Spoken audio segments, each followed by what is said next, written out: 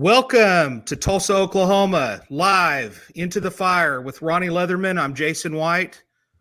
We're glad to be here. Today's date is April the 26th, 2024, and this is episode number 20. Who would have thought we would have made it to episode number 20 without any cancellations or murders along the way that made us have to cancel?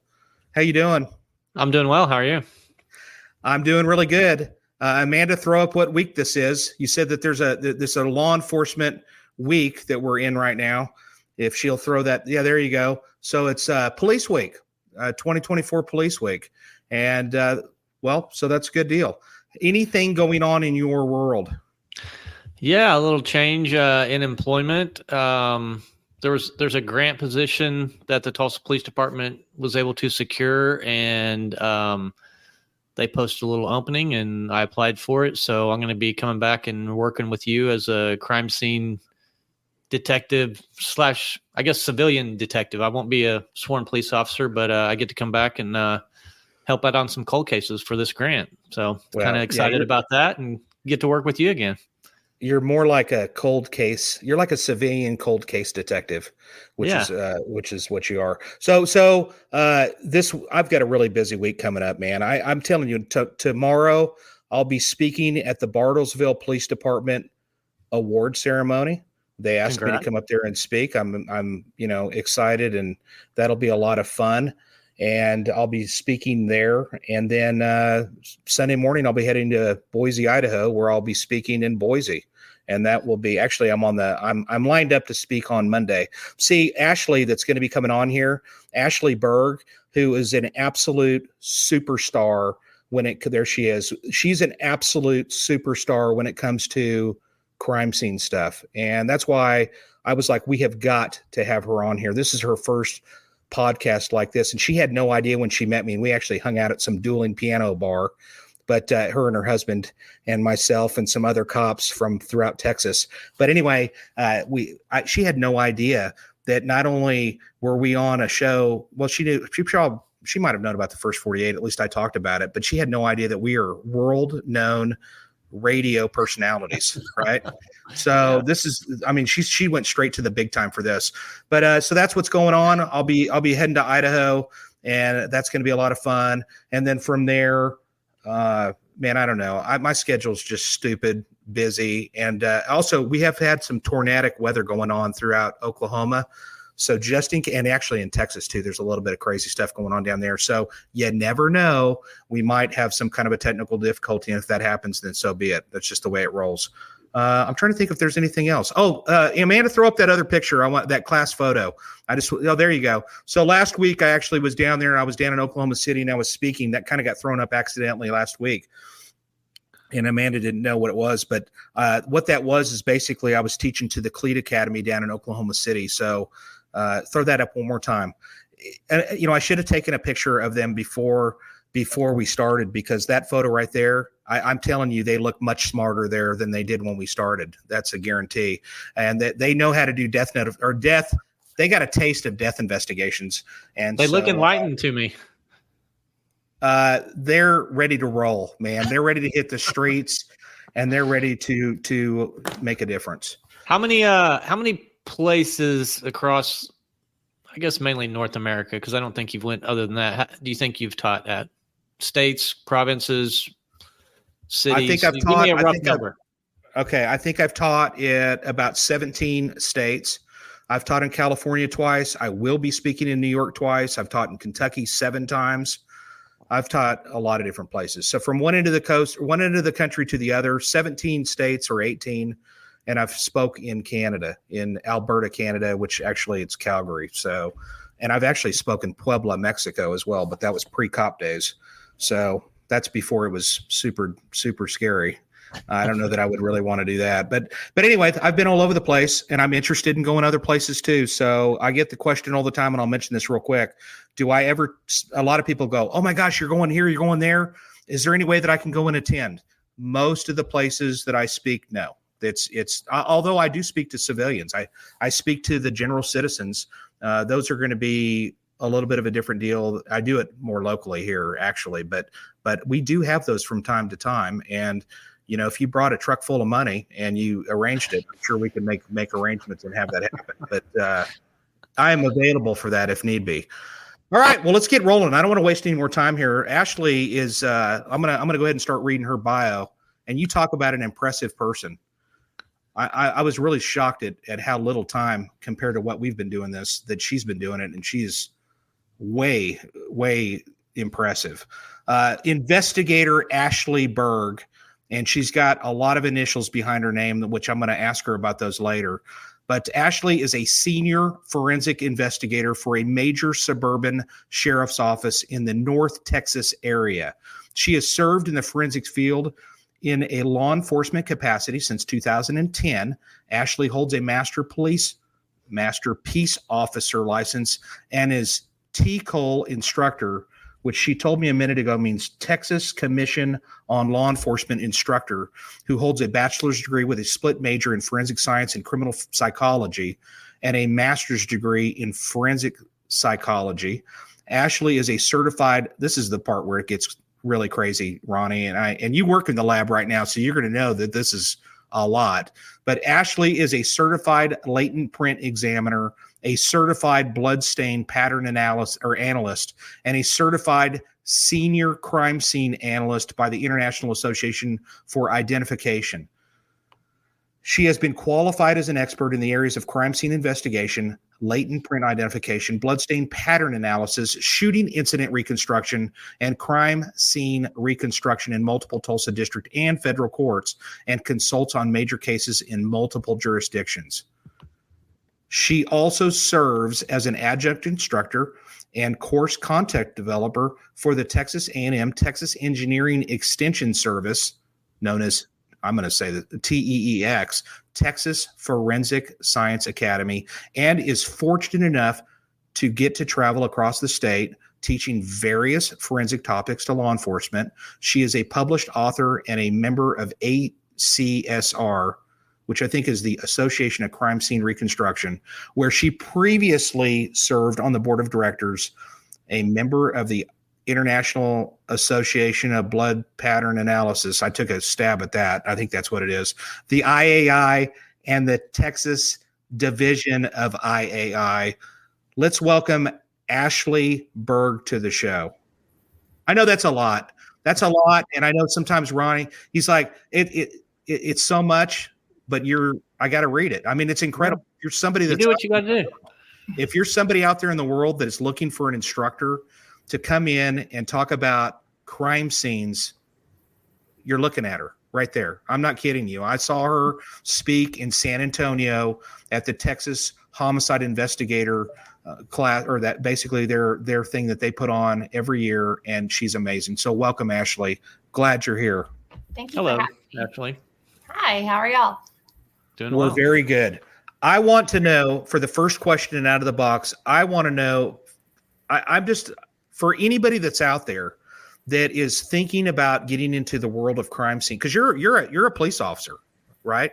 You are a gun carrying police officer with a badge. You just happen to have kind of diverted into a specialty area where are you over the lab, or you're close to it? So we have a sergeant that oversees the lab, and then I'm the investigator that's been there the longest. So that makes me the senior investigator in the lab. Okay. Yes. So tell me how somebody this has taken you a ton of time to get to the positions and get all these certifications that you have, but, and also you've been an author too, and we'll get into that in a little bit, but so how does somebody how did you get to where you're at and all this training? Oh my gosh, it's crazy. So, I mean, whether you're civilian or sworn, there are multiple paths into forensics, and that's going to be dependent on the department that you work for. Ours chooses to use sworn, and both departments I've worked for use sworn. But it's really, it's education, and in forensics, it's a constant education. It's not a field where you can take a 40-hour class and then you're done, you're good. You have to stay on the cutting edge of the science, because the science is constantly changing. And so if you're going to put yourself out there as an expert, you have to maintain that constant knowledge of what is the new technology and what is the new science, and what are we saying in the field? Because what you learned 5 years ago is not what we're doing today necessarily. So it's constant education. Yeah. But so the stuff that you did 5 years ago, though, at some point, those cases went to court. So you're not saying that stuff is irrelevant or wasn't accurate or anything like that. So no. Explain that, I guess. No. So what I'm saying is, like, if you want to maybe know your way around a crime scene as let's say a regular detective, right? A general detective. Mm-hmm. So our CID division is split between investigators and forensic investigators. Yeah. So for my regular investigators to go to a general level 1 40-hour BPA class so that they understand what the different mechanisms of bloodstain are, so that when we have a conversation about bloodstain, they understand what we're talking about. That's sufficient. But for someone who's going to actually be interpreting those bloodstains on a regular basis and offering opinions, for me to go to one 40-hour bloodstain course 15 years ago and then to offer testimony 15 years later and say that I'm sufficient and current in my training, that won't cut it. There's constant education because you have to show current competency in the field. Right. Yeah, and I think if any of the viewers are avid Netflix watchers or any crime scene show watchers, probably the one that comes to mind for me is The Staircase. And in that show, talking about the guy that allegedly killed his wife and the crime scene guy that, well, actually he worked for, was it SLED, or he works for one of them, it was North Carolina, whatever they call it, but where he was doing all the models and all this, that, and the other. And Henry Lee, actually. Do you know Henry Lee? Dr. Henry Lee? Not personally, no, sir. Okay. He's going to be on here in the near future. He said he would be on here. But so tell me, basically, you're like a one-stop shop. I mean, based on all of the stuff that you talked about, is there any disciplines that you're still working on? You can do shooting reconstruction, bloodstain analysis, anything virtually with crime scenes, including latent prints. And I think that one of the things that's impressive about that is you can use all of the chemicals that go with that, right? Is that, I mean, basically. So let's just talk about fingerprints for a brief minute. Tell us a little bit about the different things that you can do with respect to printing things and the different chemicals associated with that. So for us, we go out, we work the scene, we bring everything back, or that we're going to process in our lab. We run fully functional lights, powders, chemicals. We have a fuming chamber. If we want to fume with cyanoacrylate, that is something that we do. We also run ninhydrin, indanedione, DFO. We have all of the chemicals to process porous items, papers, cardboard, wood, things like that. But then we fume non-porous items. We dye stain. We have blood reagents if we have bloody prints, so we can process there as well for processing for blood and prints. And then we are an APHIS hub, so we can run everything in-house and get all of our identifications done that way as well. I know along the way with most of the cases I worked, and I know a lot that Jason worked, it seems like the forensic side of it kind of confirms some of the stuff that we would learn from talking to people. And both of us have talked tons of times about how a lot of the cases we saw was talking to people.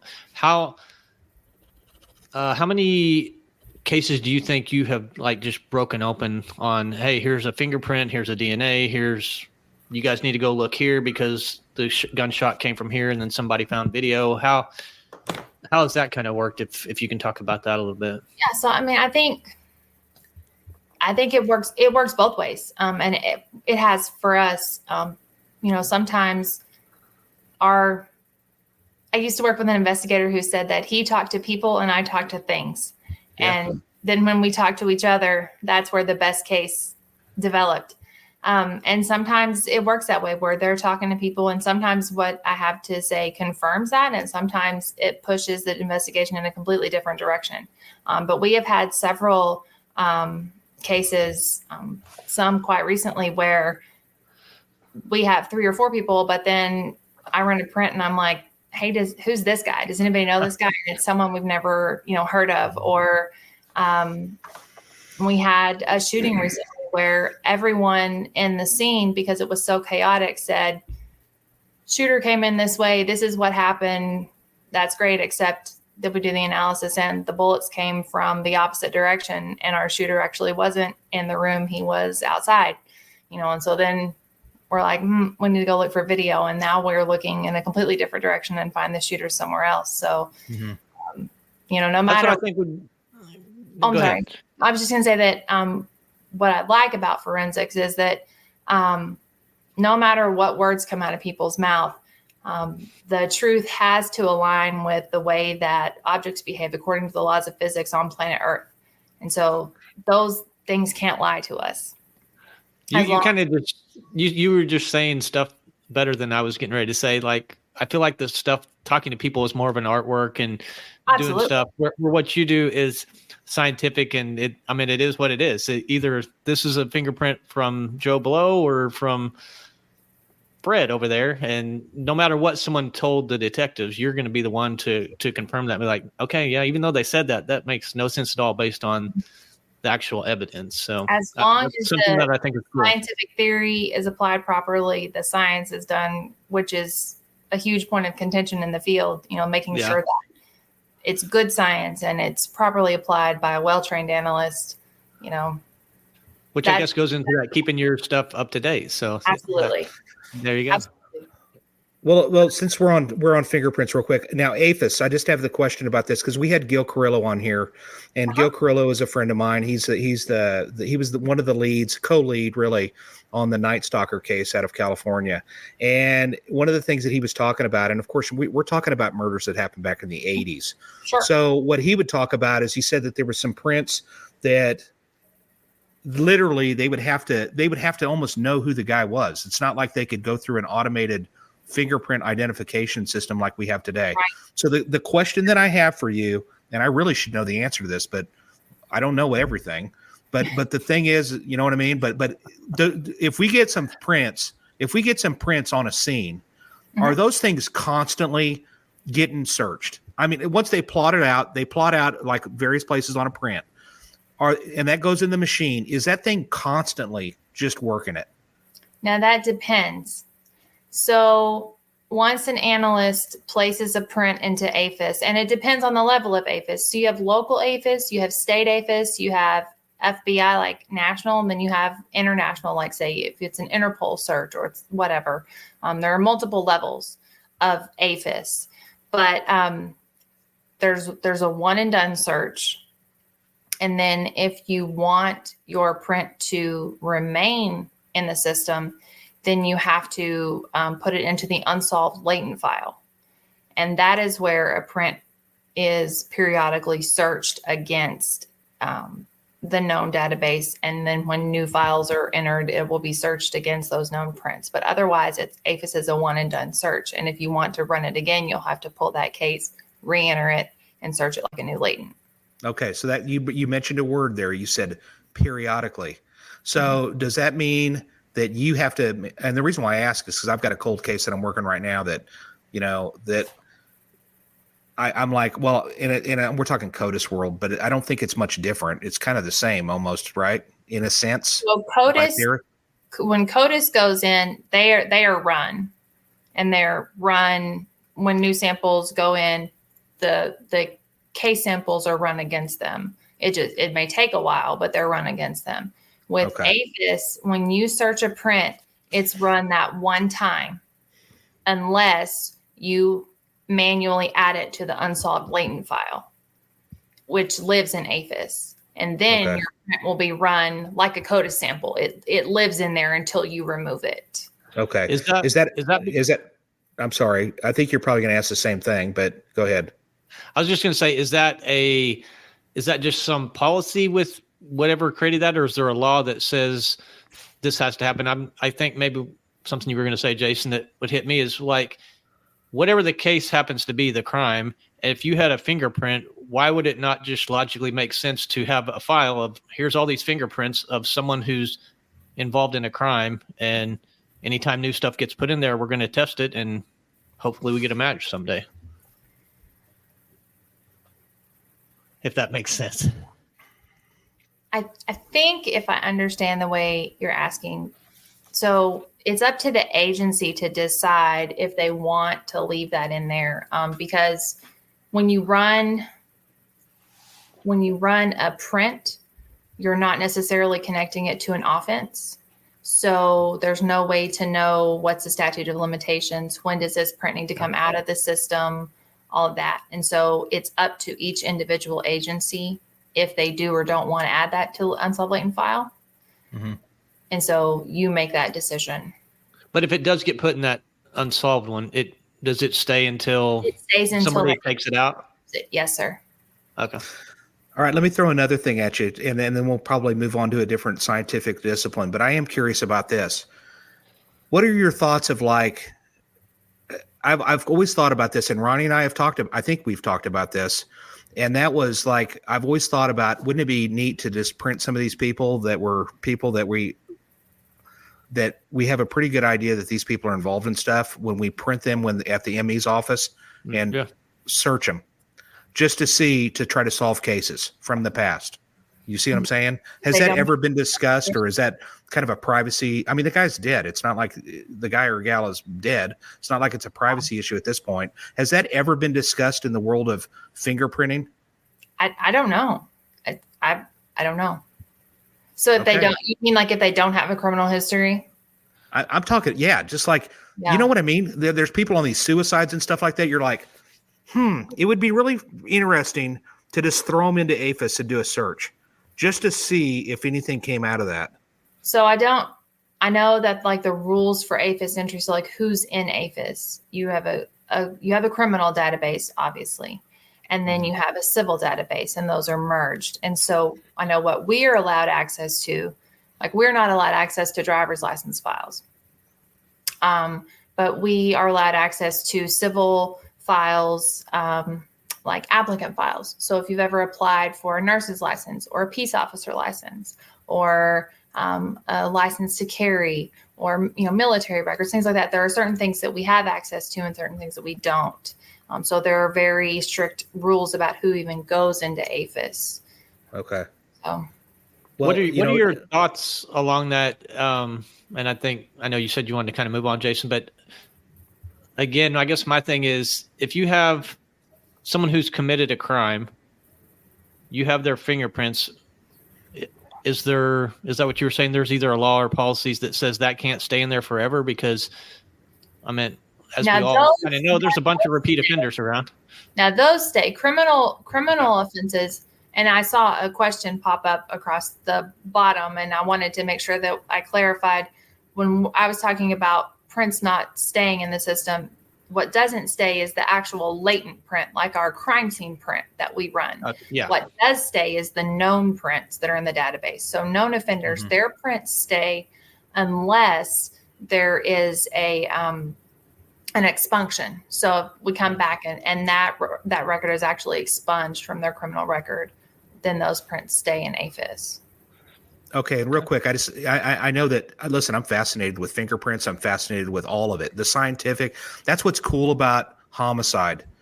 And it's because homicide, we kind of get to intersect with the world of science just a little bit. There's a few disciplines like child crisis, I think that sex crimes and homicide and really crime scene. Those are the ones that really, for the most part, I guess you could theoretically say, forged documents is another world of part of it and so forth. But so all of the chemicals that you use like ninhydrin, amino black, all of these different things. All right. So what does one do that doesn't, why can't they just have one that is just the one thing that they use? And I know they use powder and all this, that, and the other. Am I kind of making sense? Each one of those chemicals is targeting a different part of the latent residue. So like ninhydrin reacts with the amino acids in the sweat, and silver nitrate reacts with the salts in the sweat. And so one print may be really heavy in amino acid residue and not have salt. One print may not have so much amino acids in it, but maybe it's really heavy on salt. And so we have all of these chemicals that target different parts of the deposition.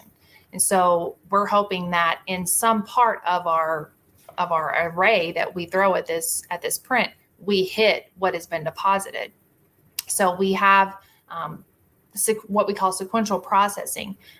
You have to know, or we have to know, what order you can put these chemicals down in. You can't just go in there with whatever you choose. There's a certain order that you hit things with these chemicals, because if I use silver nitrate first, I have to know that while it reacts with salt, it kills everything else in the print. So if I do silver nitrate first and I don't get a result, I can't use anything else because I've just washed away everything else that could possibly be there. So I have to start, with the first chemical, and then I work my way down to maybe get a result. So that's why we have so many different things, is because we are hitting all of the different possibilities that are in a latent residue. Yeah. Am I coming through it all, Ronnie?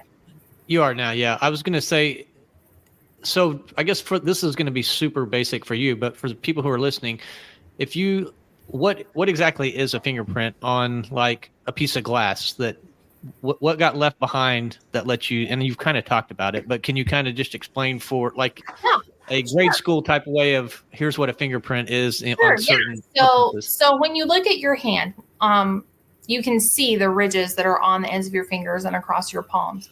And so each one of those ridges are made up of teeny tiny little units, and each individual unit has a sweat pore on it. So each time your heart beats, your body is excreting waste out of your body, things it doesn't need. And so that sweat is made up of amino acids and salts and liquids and all different types of chemicals. And so that residue then coats your fingers. And so when you touch an item, you're depositing that residue on the item, but you deposit it in the pattern of your friction ridges, your fingerprints. And that's what we're trying to develop, either with powders or chemicals, super glue, whatever the mechanism is that we're developing. That's what we're after. All right. I got one. And listen, Ron, if you've got a follow-up that you want to ask about prints, you can, but I want to ask this because this is something I really want to do. I really want to try this. We had a murder years and years ago. Do you remember that case that we had that was John Brown's, where there was the bloody footprints, and it was all right. So that's what the deal was. Has this ever been done? I'm sure it has. I've just never seen it, but I want to do it. And that's going back to the parents and getting the fingerprint card that they did when they were born, and comparing that card of the handprints and the feet prints to adult prints. Is that number one? That's possible, right? Absolutely. Okay. So as long as the card, the known card is legible, is readable, as long as it's clear. So the fingerprints you're born with are the fingerprints you die with. Your friction ridges have stopped development by 16 weeks gestation. So about the time your mom is figuring out that she's pregnant with you, your fingerprints are set for life. And barring an injury that reaches down into the dermis, which is past every nerve ending in your finger or your toe, or like a severe burn, something like that, your fingerprints are going to remain the same because they're encoded in your DNA.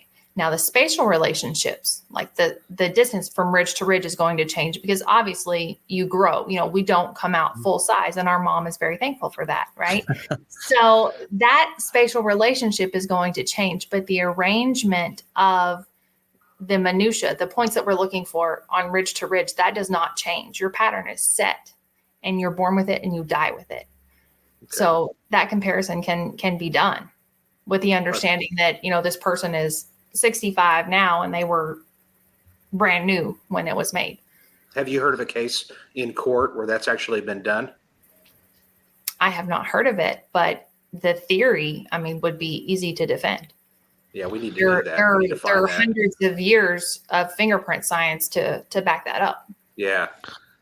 One last thing, Jason, on fingerprints. What's the difference of like a fingerprint impression in, say, like, I don't know, silly putty or a substance like that as compared to one that's left on the glass? So the difference is how we process it and then how we have to compare it. You're in something like that is a 3D impression like that. you're either going to cast it or you're going to photograph it, and you're going to have to understand that it's a negative impression, right? That's what I was talking about. Yeah, the ridges and the valleys are going to be flip-flopped. So you're going to have to understand that when you compare it, and either, change your photograph or just know in your head that, hey, I need to follow the valleys, not the high points when I'm comparing. All right. Let's talk a little bit about the bloodstain pattern analysis, just real quick. So that's that. I know you love talking about that stuff. And the presentation, and you're probably like, "Yep, that's this." Yep, that's it. So throw up a couple of the other slides that I'd sent you, because the other picture, like this kind of stuff. There is a whole science that goes on with respect to interpreting blood, and this is relatively new, is it not? I mean, how far back are we going with this? So, if we're talking IBPA, we're going back to the early 80s, I guess. I'd say that's pretty recent. Yeah. So 40 years. Yeah. Early 80s. So, yeah. I appreciate that you feel like that's recent. I'm going to go ahead and say that. I personally that. Yeah. So bloods. Yeah. That's what I'm talking about right there. So what this stuff does. And I took that basic 40-hour class in New York City. And Ronnie, I don't think you never made it to the 40-hour of that, did you? No, I didn't go to that one. And when I was talking to Ashleigh off air, that's something that we spent a hard week at just really analyzing blood droplets. And we actually took a club. I don't want people to get freaking out about it, because people always freak out about animals, but literally it was like a frozen pig's head that basically they brought it in there, and then you just bludgeon the heck out of this head of a pig, and it had all the cast off and stuff. And then we would do all of the other stuff that, all the stuff. I don't even know the proper terminology, but basically the directionality of it, and bringing it back to the point of origin and stuff like that. And if you don't use it, you lose it. But so that's where it all begins. That's the basic level 1 that you're talking about. Am I right? Yes. And so what can you do with, and you showed a case that was absolutely phenomenal that talked about, where there was voids and everything else. And it really made, at the beginning, I'm sitting there looking at it like, heck, I don't know. I've seen hundreds of homicide scenes. I'm looking at these pictures, and I didn't want to even speak. I was like, please don't call on me, because I'm going to look really stupid. But so you're looking at the blood, and what is that going to tell you? I kind of touched on some of it. What does it tell you? Well, it has the potential to tell you a lot of things. It can tell you about force. It can tell you potentially about mechanism that created the pattern. It can tell you potentially about position of the blood source when the bloodletting event occurred. Sometimes it can give you a lot of information. Sometimes it doesn't give you as much. It's more about limiting, not that it was here, but that it wasn't possible to be here, here, or here. And so you have to be careful about what it can or can't tell you. What would be like something that just immediately jumps out to you that this wasn't from a gunshot wound? This was from someone hitting someone with a baseball bat or similar type of object. What's kind of just some generic stuff along those lines? A lot of times, other than like a big bullet hole in the middle of my pattern. Right. I love Let's that. say there's no body there. Right? The body's not there. Right.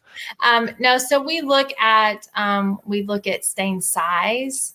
We look at distribution of the stains, how they're laid out on a target surface, and we look at volume of blood, how that volume is deposited across the scene. And I think something I was maybe thinking was, and Jason kind of talked about the cast off stuff. If someone gets shot with a gun, that's going to be different than blood that's on a bat and getting absolutely right. Around. If you have multiple impacts, like from a gunshot, let's say there's a single shot, we're looking for that one pattern in one area. But if you, like in a beating per se, you're talking about multiple strikes to a blood source, then once that blood source is getting hit over and over again, you're going to have the primary point of impact. But as your weapon becomes bloody, then you're also going to have stains from that weapon moving through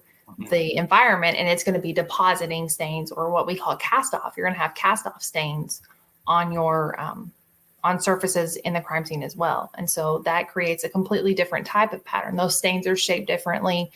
They lay out in linear or curvilinear deposition versus the impact pattern, which we expect to see in a V in another part of the scene. It's a completely different presentation. Yeah, that's kind of what I was getting at, and you've explained it well. So thank you. Yeah, and I've got a recent case too that I've seen enough cases that I know what cast off's looking like, and I can tell that there's some cast off from some sort of an impact, and then from there. But what I'm really interested in is I'm interested in the passive blood droplets that are the 90-degree blood droplets, which is likely going to be the perpetrator and stuff, so forth. At least in this case specifically. So I'll tell you what.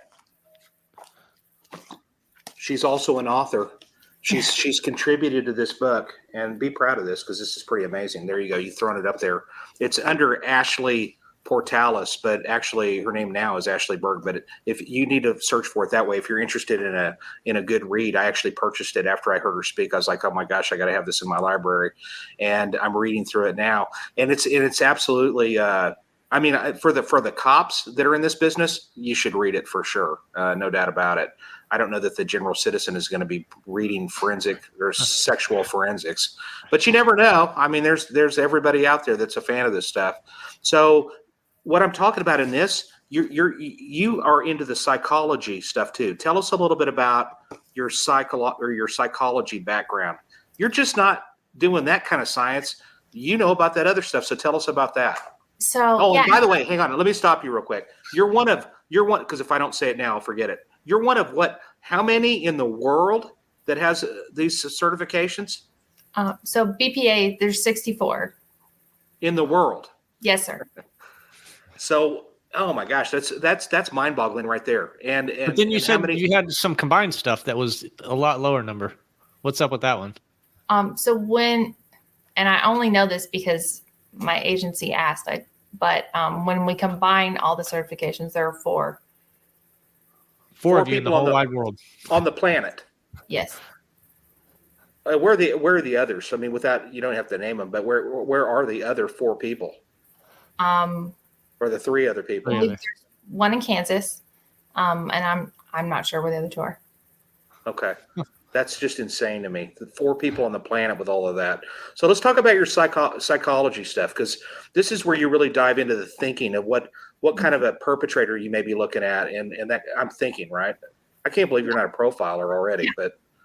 Well, and we kind of talked about this at HIT, right? I feel like from a reconstruction perspective, and really from an investigative perspective, I think every cop is a little bit of a psychologist, no matter where you're assigned, like even on patrol. Like you have 5 seconds to decide whether this person in the car is a threat to you or not, so we really all have a little bit of that in us because you deal with people. But in investigations and in forensics, so when we're talking about murders, we talked about at HIT that specifically, these are events that occur whether spontaneously or through planned events. We're different than the psychologist who gets the self-report, right? Somebody shows up in the office and they present, they want help, but the psychologist is getting whatever the person presents. And that's the only view into their life they get. But we, as the investigators, get that behind the curtain look because we're in their personal space. And, we talked about that, when somebody's coming over to your house, you clean up the common areas, you clean up the living room, you clean up the kitchen, you clean up the places that people are going to be. But your private spaces, you just close the door.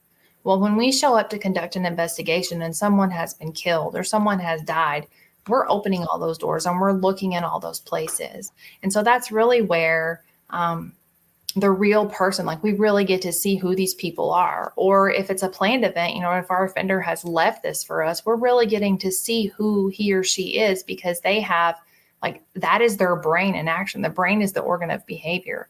And so we are really seeing their brain on display. Like they've laid it out for us. And so if you know how to read that, you get a different perspective of your crime scene because you kind of get an insight into who you're looking for. They're telling you who they are. You just have to know how to listen to it. What's without naming names, what's an example of the case you've worked on where that type of work has helped lead to a suspect and kind Sure. of? So, well, sometimes it's about finding the suspect, and sometimes it's about freeing the innocent. A lot of times we can focus in on the easy answer, especially when we talk about equivocal death, when it's a homicide versus suicide question, and it really looks, kind of janky. So several times, really being able to dig into who is this person, who is dead. You can ask them all day, hey, what happened? But they just lay there, right? They don't tell you anything. Right. But they're telling you all kinds of things. If you look around, when you can get into writings and just looking at how they live, you can see the psychology of a person. And so you can also see the psychology of the people they live with. And so you start to see relationships with people and between players in a home, between people, and you start to see what's going on. And we've also seen sometimes, that there's no right way to react to trauma. Everybody is different. And so, we find that sometimes in a traumatic event, a person's first statement is very short and they won't remember a lot of actions that they took. And sometimes those actions alter our crime scenes, and they can look overt and they can look intentional, but sometimes they were just a reaction to trauma. And so they won't tell us about that. And then you've altered my crime scene. And so now it looks like, you were intentionally trying to, hide evidence or manipulate the evidence or whatever. And maybe it was just a reaction to trauma. And so we have to be really careful about assumptions that we make, or making that leap from, it's a long way from traumatic reaction to murder. And so we have to be real careful about how we handle that. And so if you can kind of take a step back and parse through that carefully, you can arrive at the correct answer when you pair it with the science. It's never just a hunch, right? You have to, it's not ever one piece or one thing or one test. It's the totality of everything that you've picked up and put in your pocket that gives you the answer. And it sounds probably a little morbid, but I was always fascinated with suicide notes and just the wide range of them, from a single sentence. And sure. This probably sounds weird. Some of them were funny. Their personality would come out and be like, all right, hey, I'm out of here. See you guys some other place. And then some would have pages and pages of all this stuff they dealt with in their life. And I just always found that fascinating. Absolutely. So it's just crazy. The wide range of stuff. Yeah. I mean, give me kind of an example of what you're talking about. I don't mean to put you on the spot, but just kind of for instance, in a quick story, something that you walk in there where, the cops are just I don't really know what's going on here. But yeah, you walk in there and you're like, okay, this is kind of, if you even can, that's kind of a tough question because it's.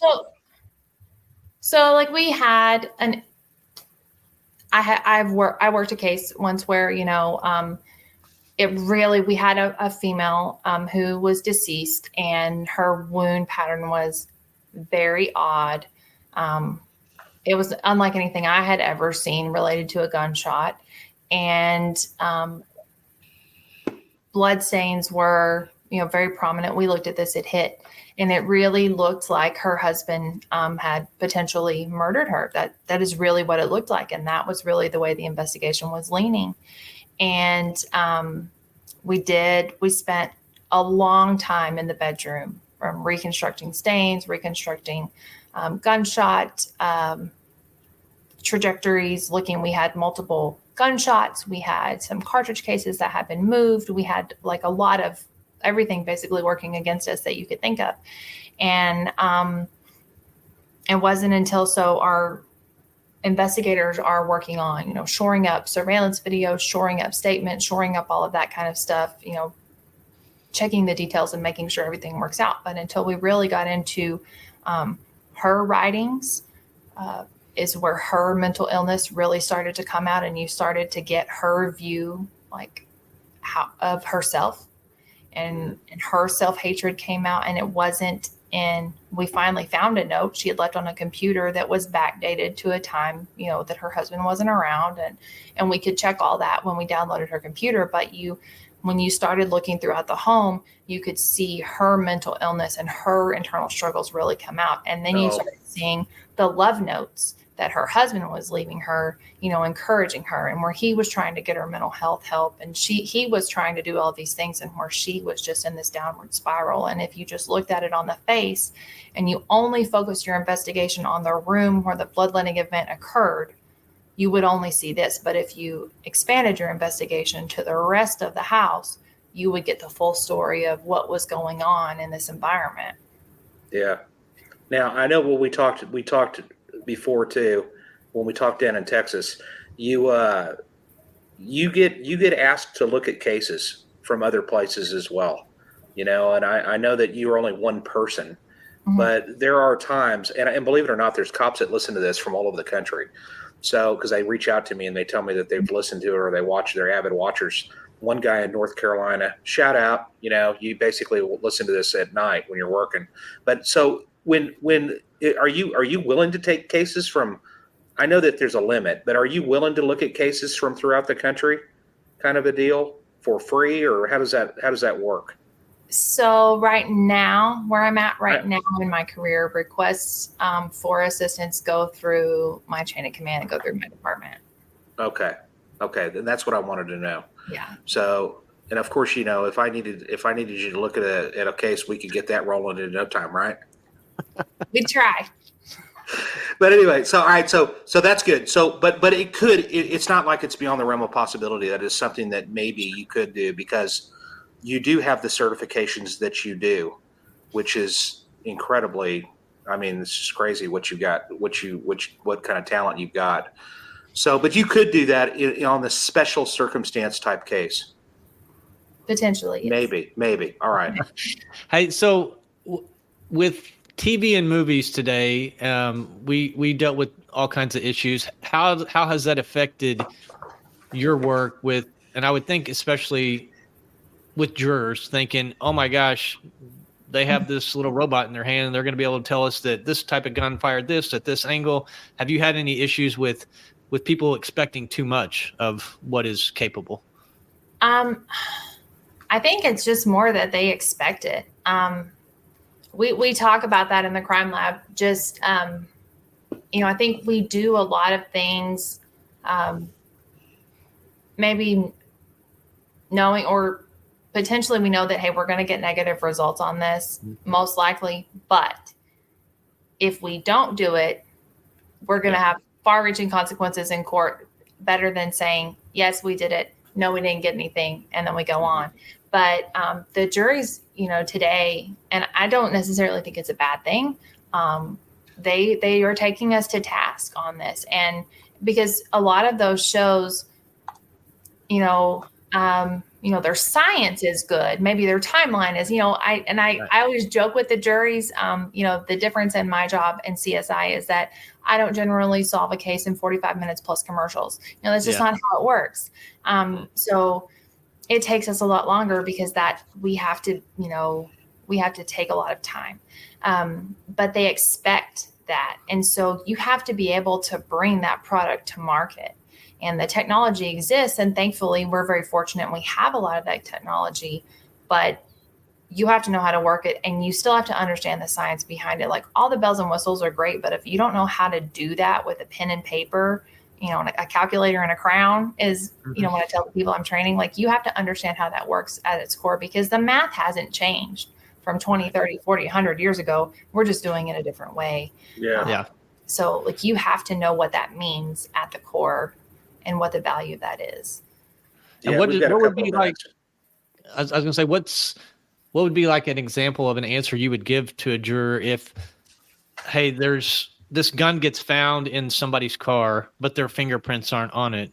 And the defense is going to just harp on that. Oh my gosh. Yeah, sure. The gun was in there. He didn't know about it. And did you find his prints on it? No. So what would be an explanation you would give to either like smudged prints or no prints at all? And if that's.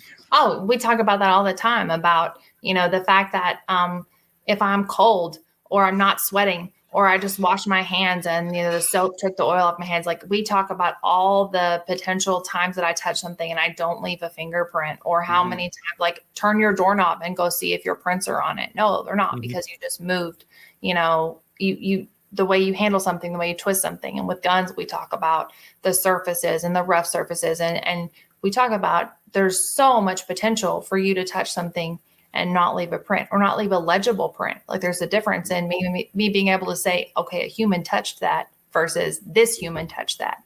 Right. Those are two different things. So we spend a lot of our time talking about that. Are there some people that just don't excrete very much, and they're just not really prone to leaving prints? Because there's a guy that I've thought about for years that I've always thought, this guy just must not leave prints behind. Yeah, we see that. Yeah, we see that. There are some people who just don't leave very good prints, and there are some people who leave excellent prints. Yeah, absolutely. Yeah. We've got about 2 minutes left here. Anything, Ron? Go ahead, Ronnie. That thing has always. I'm glad there are people like you who are staying up to date on everything and can get in court and explain the stuff, because I know that's just a huge thing that I've dealt with over the years of defense attorneys trying to attack, all this science nowadays, and jurors, haven't you guys seen this on TV? So when there's people like you who can get in there and properly explain that what you just did, I just think that's just a great tool that the police departments in general have, and just it's greatly appreciated that there are people like you around who can do that. Yeah, so absolutely. And I want to add to that real quick too, that I think that here's what I visualize in the next 10 years. And this may be completely unrealistic, but the world of DNA and everything else is just going exponentially quick.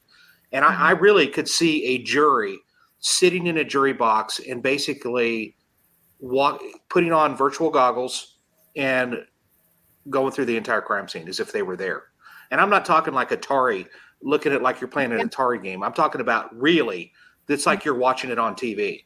And I see that. I see that coming in the near future. Not to mention the fact, I would think that in your discipline, especially with bloodstain pattern analysis, is AI, artificial intelligence, coming into any of this? There is actually research being done in that area. Yes, sir.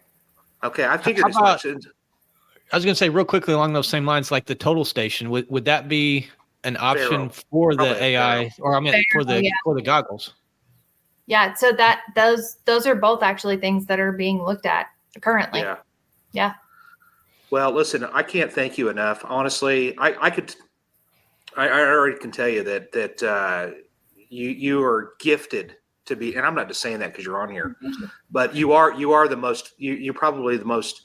Your resume's got to be one of the most impressive resumes we've ever had on this show by far. And man, it's great to have people like you in our stable of people that technically we could reach out to in the future. I want to thank you for being here. It has been a great pleasure. Hopefully those of you that have been watching us has gotten something out of this. Ronnie, I already look smarter because I've already listened to her, but you do look a little smarter since we started this. I could tell that. I'm like, oh my gosh, I know more stuff. We've got to run right now. I'm working on the guest for the next week. We've hit the wall. Amanda's got to go to the next show. But listen, Ashleigh, stick around for a quick minute and we'll talk after this. Thank you all very much. If you're looking to buy that book, buy the book. If you have any questions, feel free to post them on here. And if they're good questions, I'll send them on to her. She may see them herself. Thank you all very much. Thank you, Ashleigh. I really do appreciate you. Thank you. And all right. See you all. Take us out, Amanda.